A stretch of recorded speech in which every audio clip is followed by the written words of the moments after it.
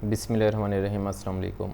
आज हम next lecture number 11 का लास्ट पार्ट कर रहे हैं। इसके बाद हम एफएससी पार्ट 2 शुरू करेंगे। और एफएससी में बहुत ही ज़्यादा पोर्शन एफपीपीएससी के पोर्शन में आ रहा होता है, और आप पास्ट पेपर में भी देख लें, ठीक है, तो एफएससी को ही टच ज़्यादा कर रहे होते हैं। इवन कुछ लोग तो ये कहते हैं 60% तक ये आ रहा होता है।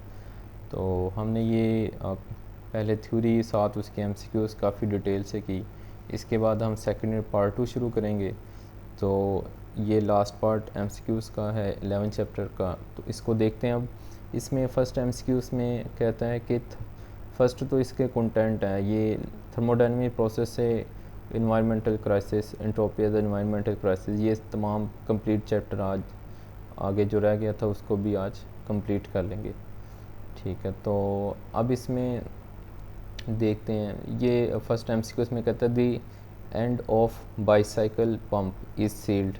ये बाईसाइकिल पंप है और इसको सील्ड किया हुआ है इस एक एंड से, ठीक है। ये एक एंड इसका सील्ड है और यहाँ से इसको इनवर्ड हम पंप करेंगे, ठीक है। आप देखें ये जो इधर आ रहा है बीच में, यहाँ पे हम देख रहे हैं ये बीच में क्या कह रहा है, temperature of the air does not change as the piston is pushed in.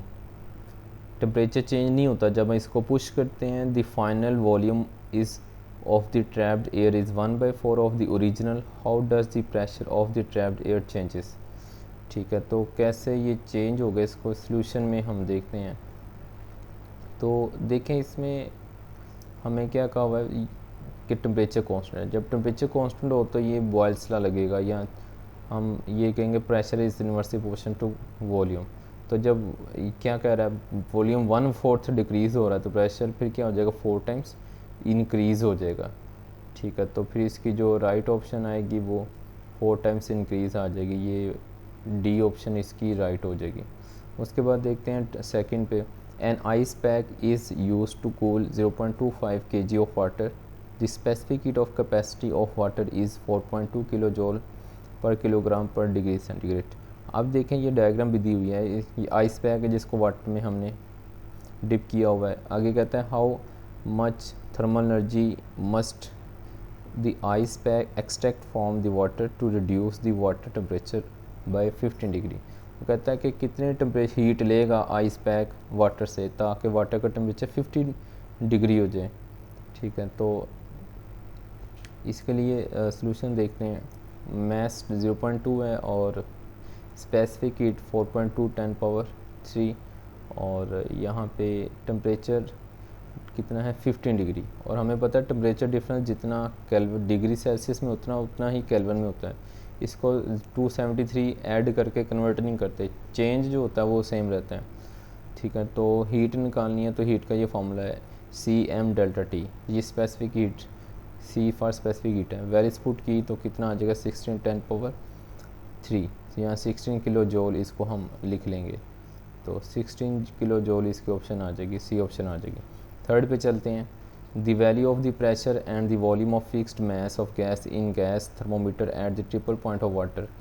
Pressure ये दिया हुआ है, ठीक है, ट्रिपल पॉइंट ऑफ वाटर का, और ये वॉल्यूम दिया हुआ है साथ ही, ठीक है। और कहता है आगे when the pressure of the gas is 1 × 10 power 5 pascal. अगर इतना प्रेशर हो जाए और इतना वॉल्यूम हो जाए 1.2 10⁻⁻² वॉल्यूम हो जाए, what is the temperature of gas, temperature हमने फाइंड करना है, ठीक है। तो इसका सलूशन हम देखते हैं।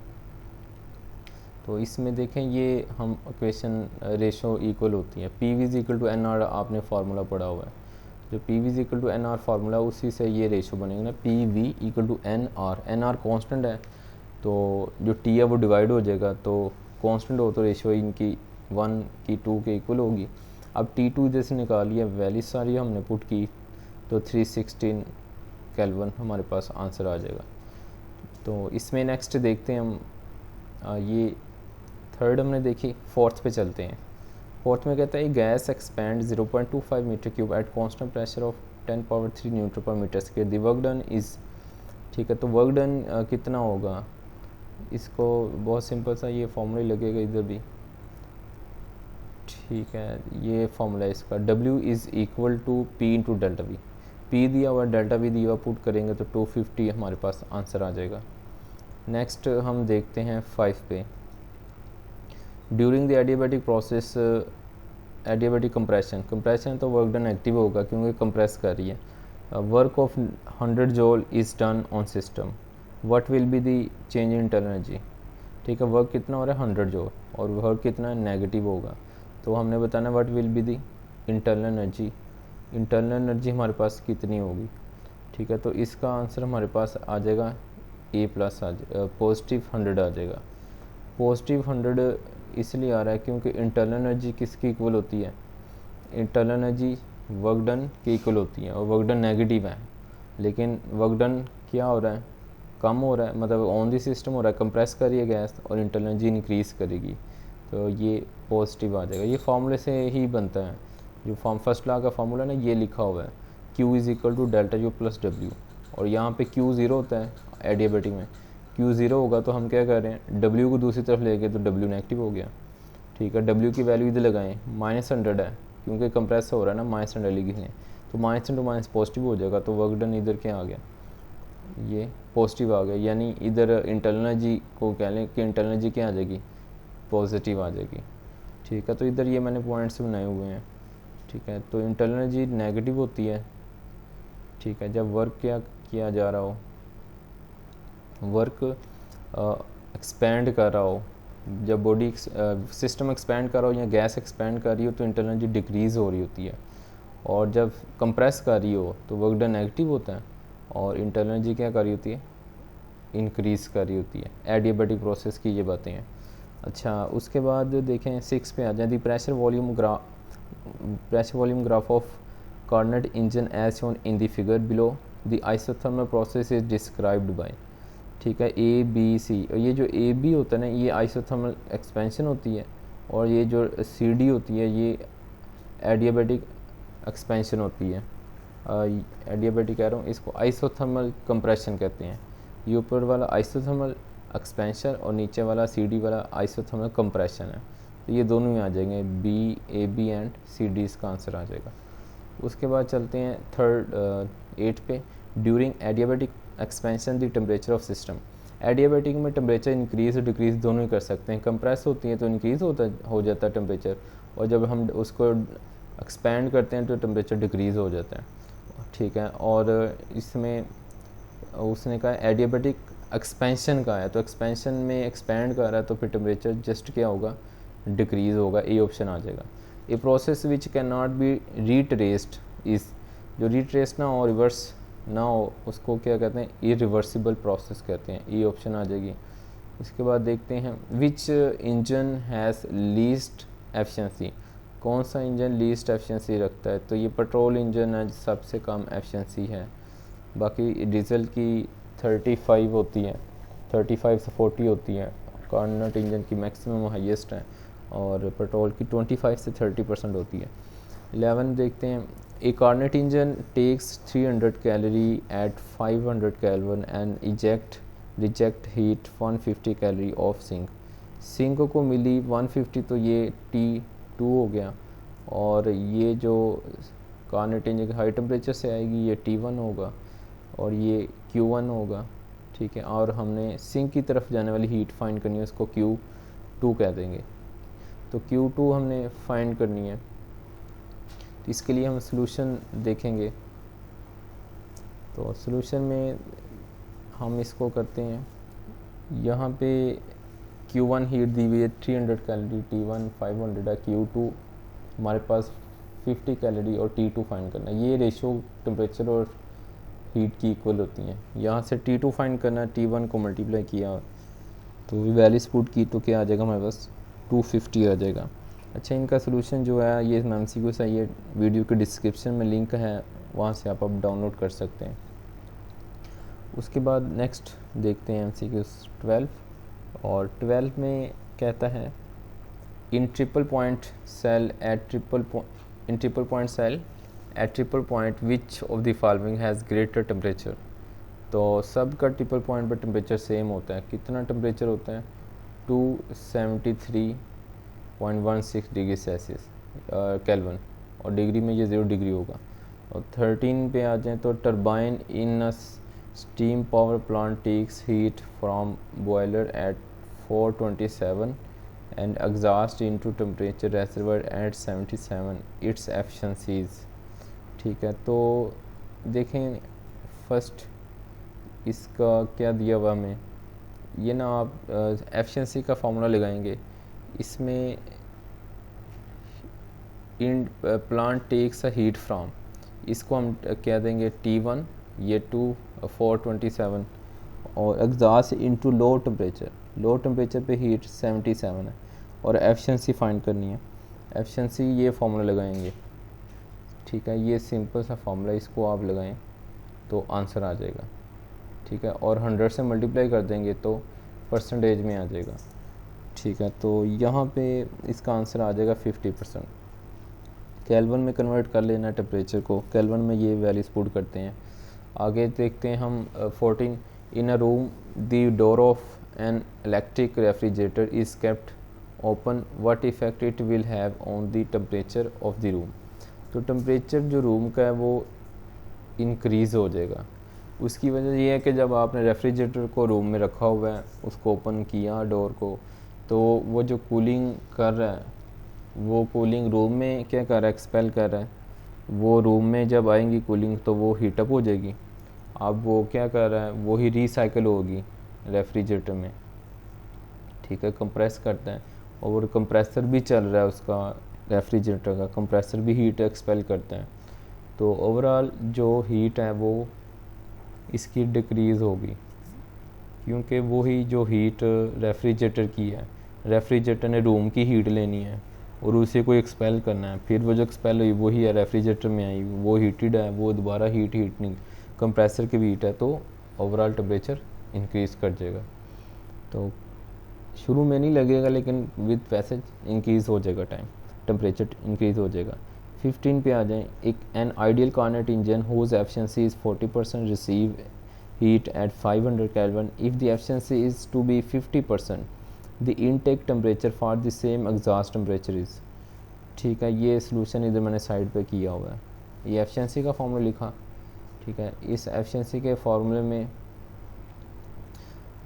वैल्यूज़ हम पुट करेंगे। फर्स्ट उसने हमें जो वैल्यूज़ दी हुई है वो एफिशिएंसी कितनी है, 40%। 40% को वैल्यूज़ मिलाएं, 40/100 हो जाएगा।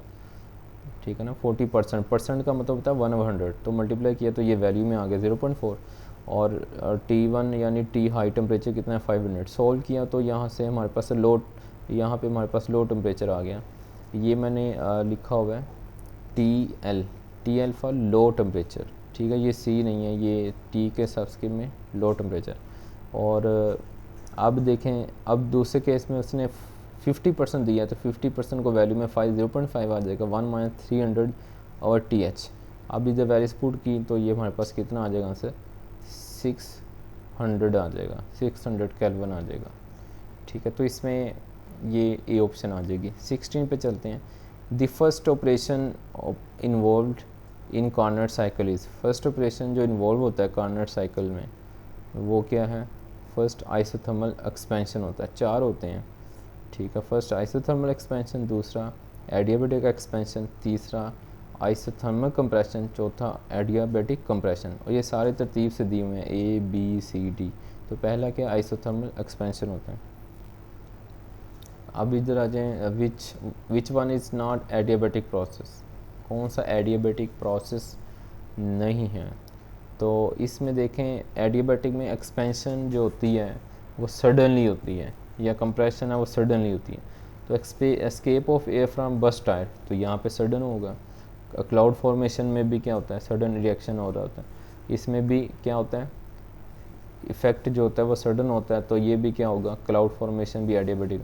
स्लो आ गया, स्लो के नाम से पता चल गया, स्लो एक्सपेंशन, तो ये C ऑप्शन इसकी राइट नहीं होगी, ये एडियाबैटिक नहीं है। 18 पे आ जाएं, which one of the following component is not the part of diesel engine. Spark plug नहीं होता बस डीजल में, बाकी सब कुछ होता है, इनटेक, पिस्टन, आउटलेट होता है। 19 पे आ जाएं, efficiency of petrol engine is about, तो ये होती है 25 से 30% तक होती है। उसके बाद हम नेक्स्ट देखते हैं 20 पे, in Carnot cycle the internal energy in one cycle is, Carnot engine की जो इंटरनल एनर्जी होती है वो कांस्टेंट रहती है। अगर वो चेंज पूछ लेता तो फिर ज़ीरो आना था, ठीक है। अब उसने सिर्फ इंटरनल एनर्जी पूछा तो कांस्टेंट आएगी, अगर चेंज पूछता तो वो ज़ीरो आना था। अब इसमें देखें 21 पे, at triple point of water gas absorb heat from 100 joule and it reject 50 joule of heat at temperature T, the value of temperature is, ठीक है। तो इसमें जो है ना हम वैल्यूज सॉल्व करेंगे, ये बिल्कुल उसी तरह करेंगे जो 11 हमने की थी। वो रेशो लगेगी टेम्परेचर हीट की T1/T2 इक्वल टू Q1/Q2, ठीक है। 11 की तरह आपने इसको सॉल्व करना है। आगे चलते हैं 22 पे। In reversible process the change in entropies, reversible process में जो एंट्रोपी का चेंज है वो हमेशा ज़ीरो होता है। वो इसलिए क्योंकि टेम्परेचर कांस्टेंट, तो टेम्परेचर कांस्टेंट तो internal energy constant, internal energy constant तो change in internal energy zero हो जाता है, ठीक है। ये मैंने काफ़ी दफ़ा उधर थ्योरी में भी बताया था। अच्छा, नेक्स्ट इधर देखते हैं हम 22 पे 23 पे। In Carnot cycle the heat is given to system its temperature will, अगर हीट दी जाए किसी सिस्टम को जिसका टेम्परेचर क्या होगा कार्नट साइकिल में, ठीक है। तो टेम्परेचर जो है वो हमेशा इसके अंदर कार्नट की बात करें तो कांस्टेंट रहता है, क्योंकि रिवर्सिबल साइकिल है। तो हीट देंगे तो वो जब रिवर्स होगा तो टेम्परेचर क्या रहेगा, कांस्टेंट ही रहेगा इसमें। अब इसमें देख लेते हैं, in a Carnot cycle heat is neither given not taken out of the system its temperature, heat ही ना कार्नट इंजन को हम प्रोवाइड कर रहे हैं ना ही उससे आउट कर रहे हैं, तो टेम्परेचर इसका क्या होगा। तो देखें इस दोनों केस में देखें, अब जो इसमें आएगा ना हीट प्रोवाइड करें ना ही इससे आउट करें, तो इसका मतलब ये एडियाबैटिक प्रोसेस है। और एडियाबैटिक प्रोसेस में क्या होगा, टेम्परेचर राइज भी कर सकता है, फॉल भी कर सकता है। और जो ऊपर वाला केस था 23 MCQ से आया था, तो इसमें सेम MCQ था लेकिन इसमें हीट ऐड करें तो ये आइसोथर्मल होगा, ठीक है। इंजन के अंदर दो ही प्रोसेस हो रहे होते हैं, एक आइसोथर्मल और एक एडियाबैटिक प्रोसेस हो रहा होता है, ठीक है। तो अब चलते हैं इसमें नेक्स्ट MCQs की तरफ। तो नेक्स्ट में देखते हैं इसमें MCQs में 15 इसमें आएगी MCQs, तो 25 इसमें MCQs है। तो इसमें कह रहा है when heat is taken from hot body and given to cold body, जब जिसमें हीट एंटर उसकी एंट्रोपी बढ़ती है, जिससे हीट निकली उसकी कम होती है। तो फिर ए ऑप्शन में कहता है entropy change of cold body is positive, positive increase होगी। तो जिसमें हीट कोल्ड बॉडी से हीट निकल रही है, कोल्ड बॉडी में हीट एंटर हो रही है, तो उसकी पॉजिटिव होगी एंट्रोपी, मतलब इंक्रीज़ होगी। और बी में क्या कहता है entropy change of for hot body is negative, hot body की जो एंट्रोपी है वो नेगेटिव होगी। क्यों नेगेटिव होगी, क्योंकि इसमें हॉट बॉडीज में हीट नहीं कर रही है, नेगेटिव होगी, नेगेटिव में कम होगी। और सी में क्या कह रहा है the net entropy change is positive, और जो ओवरऑल इफेक्ट होगा वो एंट्रोपी इंक्रीज़ होती है, जैसे पूरी यूनिवर्स की भी एंट्रोपी इंक्रीज़ हो रही है। और फिर इसमें ऑल ऑफ दिस आ जाएगा, ये सब ऑप्शन बनेगी। आगे 26 में कह रहा है when the temperature difference between the source and sink increases, जब सोर्स और सिंक के दरमियान टेम्परेचर इंक्रीज़ होता है the efficiency of the heat engine will be, तो हीट इंजन की जो एफिशिएंसी है वो क्या होगी। तो देखें टेम्परेचर डिफरेंस बढ़ने से हमेशा एफिशिएंसी बढ़ती है, क्योंकि फार्मूला है ईटा इक्वल टू 1 - T1/T2। अगर एलसीएम ले लेना तो ये आ जाएगा डेल्टा T/T1, ठीक है। तो delta T mean temperature difference के डायरेक्ट हो जाएगी एफिशिएंसी, ठीक है। अब देखते हैं 27, Carnot engine can be 100% efficient if its sink is at, अगर 0 केल्विन पे हो यानी -273 डिग्री सेल्सियस पे हो तो एफिशिएंसी 100% हो जाती है। फार्मूले से सॉल्व कर सकते हैं। ईटा एफिशिएंसी का फार्मूला होता है eta efficiency is equal to 1 - T2/T1, T2 0 कर दें तो 0/T1 0, 1 - 0 1, 1 मीन 100% मैक्सिमम आ गई, ठीक है। ये फार्मूले से हो जाएगा। आगे 28 में कह रहा है when milk is shaken in thermo flask whose lid is closed, thermo flask का लिड क्लोज है, उनको क्या temperature of the milk will rise, shaken करेंगे ना किसी भी थर्मोफ्लास्क को उसकी मिल्क है तो वो इंक्रीज़ होगा, क्योंकि शेक करने से काइनेटिक एवरेज काइनेटिक एनर्जी बढ़ेगी, टेम्परेचर बढ़ जाएगा, क्योंकि टेम्परेचर एवरेज काइनेटिक एनर्जी के डायरेक्ट होता है, ठीक है। आगे 29 को देखते हैं two ice blocks in contact with each other are pressed, two ice block को प्रेस किया, they become a single block due to reason that, वो एक सिंगल ब्लॉक बन जाएंगे। उसकी रीज़न ये है कि प्रेशर को बढ़ाएंगे और मेल्टिंग पॉइंट को लोअर कर देंगे। लोअर में कम पे होगा, नहीं तो वो मेल्ट होना शुरू हो जाएगी। तो ए ऑप्शन आ जाएगी। और इंट्रोपी का यूनिट देखना है, इंट्रोपी का यूनिट होता है जूल पर केल्विन। ठीक है, तो इसमें ये बी ऑप्शन आ जाएगी, जो सी ऑप्शन आ जाएगी जूल पर केल्विन। और ये नीचे सॉल्यूशन मैंने अटैच कर दिए हैं, तो ये आप डाउनलोड कर लीजिएगा, इधर से सॉल्यूशन हो जाएंगे। तो अब मिलते हैं हम नेक्स्ट लेक्चर में, इजाज़त दें, अल्लाह हाफिज़।